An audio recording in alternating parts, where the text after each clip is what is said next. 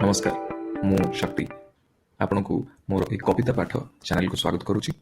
आज जो ख्यात कवि विषय आम कथा हेबा से होउछंती कविवर राधानाथ राय। आजिर कविता कविवर राधानाथ राय द्वारा रचित केदार गौरी। हिमाचलसिरे ललाट केशरी रचिले रम्य नगर, उत्कल भुवने देशे देशे ख्यात हेला भुवन ईश्वर।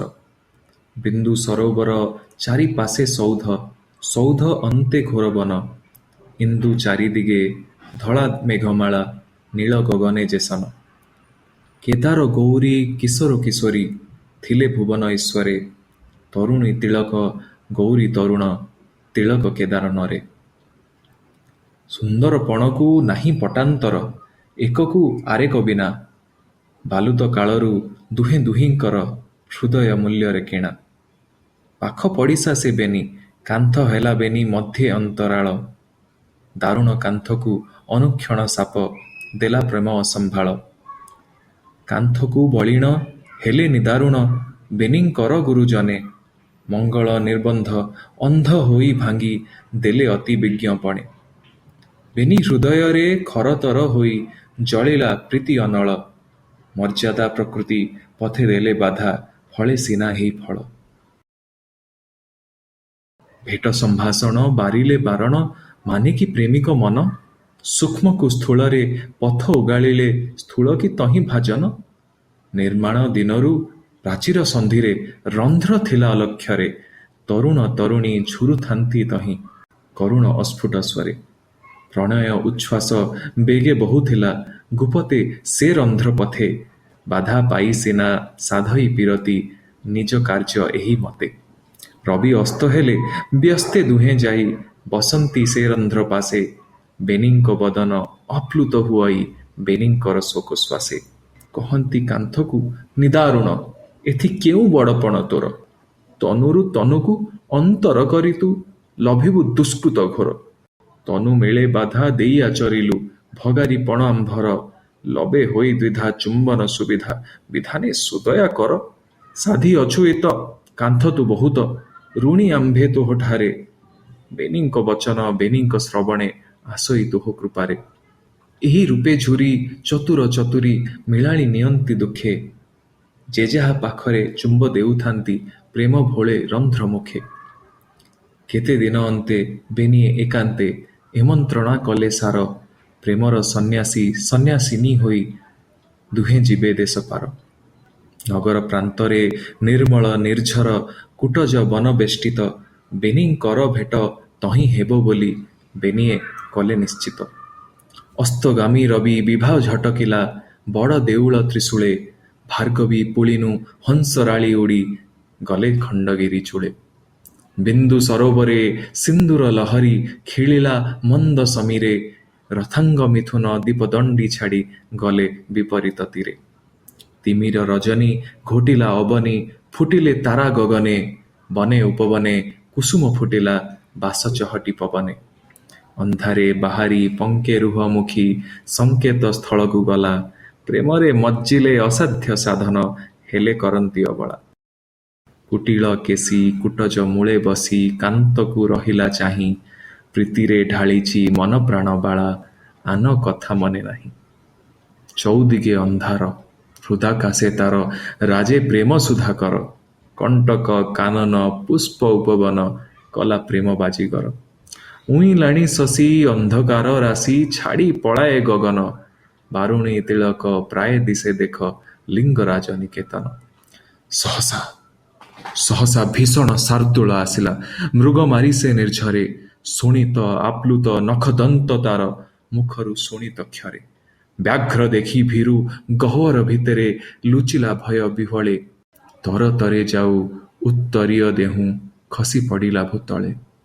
ଜଳ ପିଇ ବନେ ବାହୁଡ଼ନ୍ତେ ବ୍ୟାଘ୍ର ଭେଟିଲା ସେହି ବସନ, ରକ୍ତ ଲିପ୍ତ ମୁଖେ ଖଣ୍ଡ ଖଣ୍ଡ କରି ପକାଇଲା ସେହି କ୍ଷଣ।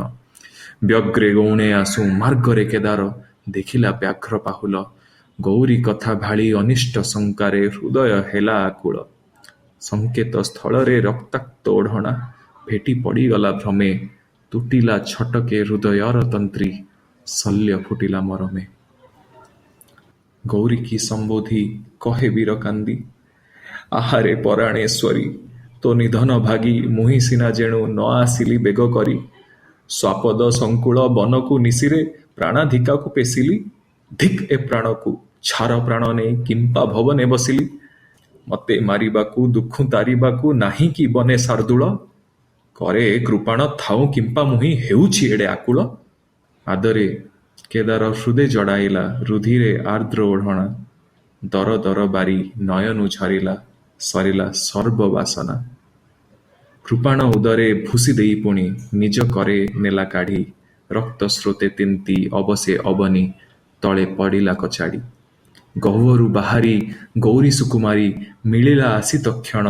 ଭେଟ ନ ପାଇ ନିରାଶେ ଜୀବବନ୍ଧୁ ଏ ଭାବେ ମନ ଉଚ୍ଛନ୍ନ। ଚମକି ଦେଖିଲା ଚନ୍ଦ୍ରାନନୀ ବାଳା ପୁଂସ ପଡ଼ିଛି ଅଗ୍ରତେ। ମୃତ୍ୟୁ ଯନ୍ତ୍ରଣାରେ କମ୍ପୁଛି ଶରୀର ରୁଧିର ଝରି ସନ୍ତତେ। ରମ୍ଭା ପତ୍ର ପ୍ରାୟ ଥରିଲା ରମ୍ଭରୁ ସ୍ତମ୍ଭିତ ହେଲା ସେ ଉଭା। ମନ ପ୍ରାଣ ଯାକୁ ଦେଇଛି ନିରେଖି ଦେଖିଲା ସେ ସେହି ଯୁବା। ମୁଣ୍ଡେ କର ମାରି ବିଧିକି ଧିକ୍କାରି ଧରାରେ ଲୋଟିଲା ଧ୍ୱନି। କାନ୍ତ ତନୁ କୋଳେ ଧରି ଦୁଃଖ ଭୋଳେ ଚୁମ୍ବ ଦେଲା ଚନ୍ଦ୍ରାନନୀ। ଗଦ ଗଦ ସ୍ୱରେ କାନ୍ଦି କହେ ବାଳା, ଏଥିଲା ମୋ ଭାଗ୍ୟେ ପୁଣ। ଏ କି ପ୍ରାଣନାଥ କି ଦୋଷ କଲି ମୁଁ କିମ୍ପା ହେଲ ନିଦାରୁଣ। ତୁମ୍ଭ ବିନା ଗତି ନାହିଁ ଏ ଜଗତେ ବିକା ମୁଁ ତୁମ୍ଭ ପୟରେ। ପୟରେ ପଡ଼ି ମୁଁ କାତର ଡାକୁଛି ଅନାଅ ଦାସିକି ଥରେ। ଚିର ପରିଚିତ ବୀଣା ଜିଣା ବାଣୀ ପ୍ରାଣ ମିତଣୀର ଶୁଣି। ଚାହିଁଲା କେଦାର ଅନନ୍ତ ନେତ୍ରାରେ ମୁଦିଲା ନୟନ ପୁଣି। ଗୌରୀ କଷଣ ଏକାଳେ ଯେସନ ତାକୁ କି ଅଛି ବଚନ। ଅନୁମାନ ପରା ଭବ ମାନେ ଏଥି ଅନୁଭବ ହିଁ ଭାଜନ। ନିଜ ଉତ୍ତରୀୟ କାନ୍ତ ହୃଦେ ଦେଖି ଜାଣିଲା ସବୁ ବୃତ୍ତାନ୍ତ। ଆତ୍ମଘାତୀ ହେଲା ପ୍ରାଣନାଥ ତାର ଭ୍ରମରେ ପଡ଼ି ଏକାନ୍ତ। କାନ୍ଦି କହେ ବାଳା, କର୍ମେ ଏହା ଥିଲା ଦୈବ କଲା ଏତେ ସରି। ପ୍ରେମେ ଭ୍ରାନ୍ତ ହୋଇ ପ୍ରାଣ ଦେଲେ କାନ୍ତ ମୁଁ କି ଥିବି ପ୍ରାଣ ଧରି। ଅମୂଲ୍ୟ ଜୀବନ ଏଛାର ଜୀବନ ହେତୁ କଲେ ବିସର୍ଜନ। ସଂଖାଳି ହରାଇ ପ୍ରାଣରଙ୍କ ହେବି ମୁଁ କି ଏଡ଼େ ଅଭାଜନ। ପରଲୋକ ପଥେ କାନ୍ତ ପାଦଚିହ୍ନ ଯିବି ମୁହିଁ ଅନୁସରି।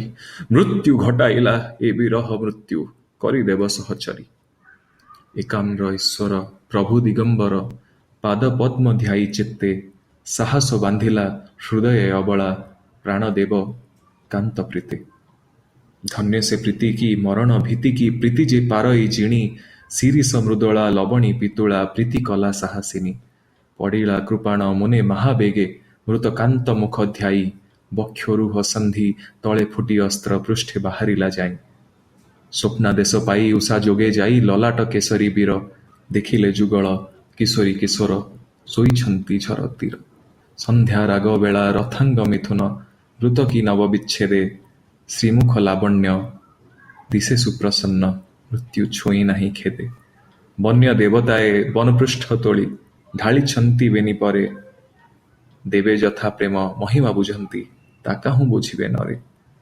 ବେନିଙ୍କର ଗୁଣ ସ୍ମରି ଝୁରି ହେଲେ ଏକାମ୍ର ନଗର ଲୋକେ। ବେନିଙ୍କ ଅନ୍ତିମ ମଣ୍ଡନ ବହିଲେ ଜର ଜର ହୋଇ ଶୋକେ। ବେନିଙ୍କ ଅନଳ ସଂସ୍କାର କରାଇ ଦେଉଳ ତୋଳାଇ ତହିଁ।